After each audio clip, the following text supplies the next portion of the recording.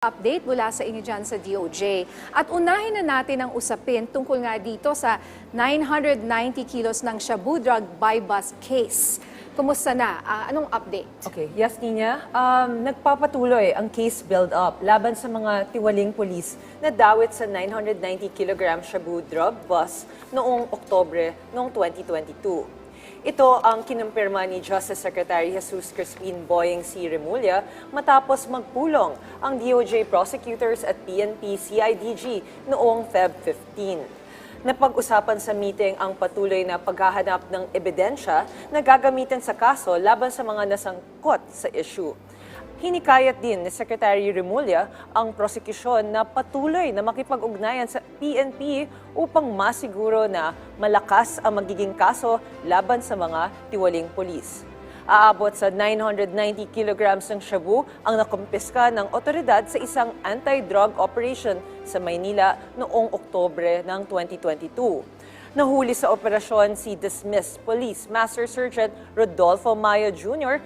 At ayon sa investigasyon, tinatayang 42 kilograms dito ay di umano'y tinangkang ipuslit ng ilang pulis na siyang naging mitsa ng pagsasampa ng kaso laban sa 49 na members ng PNP. Alright, ito naman, USEC March, merong medical services program ang DOJ para sa mga PDL. Can you give us more details about this? Okay, Nina.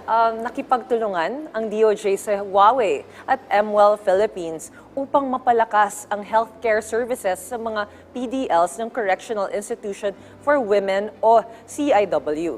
Sa ngalan ni Justice Secretary Jesus Crispin Boyeng C. Remulla, ang inyong lingkod bilang Undersecretary ng DOJ, kasama si Undersecretary Deo Marco, ay personal na pinangunahan ang launching ng bagong digital healthcare platform kahapon sa CIW Prison Facility sa Mandaluyong. Sa tulong ng makabagong teknolohiya na handog ng Huawei at MWell, magkakapaghatid na ng libreng teleconsultation, interpretation of lab results, medical prescriptions, at 24/7 access sa mga health professional ang mga PDL sa CIW.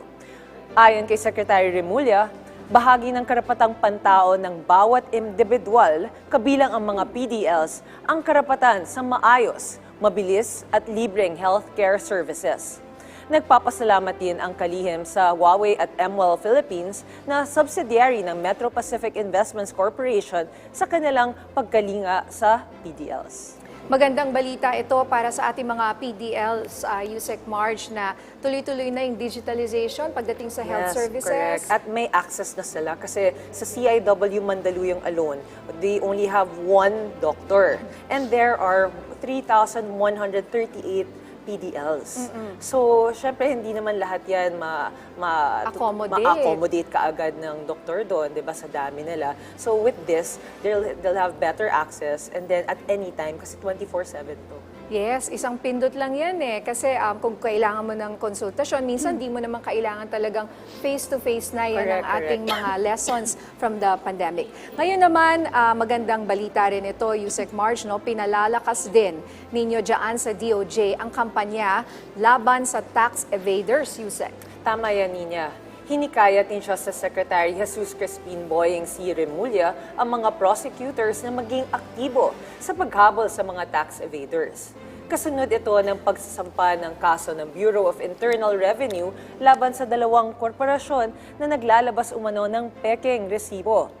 Giit ng Secretary Remulla, ang prosekusyon ng mga tax evaders ay isang mahabang proseso na dapat magtapos sa conviction sa pamamagitan ng pagbuo ng matibay o airtight na kaso. Dagdag pa niya, ang mga manlolokong katulad ng mga tax evaders ay dapat maharap sa buong puwersa ng batas. Ayan, magandang balita. Sana nga matugis na lalo na po yung mga mas malalaking kumpanya. Sila ang dapat managot, no? Ayan, maraming salamat, USEC March, sa mga ibinahagi mo sa aming updates mula dyan sa DOJ. Welcome, Nina.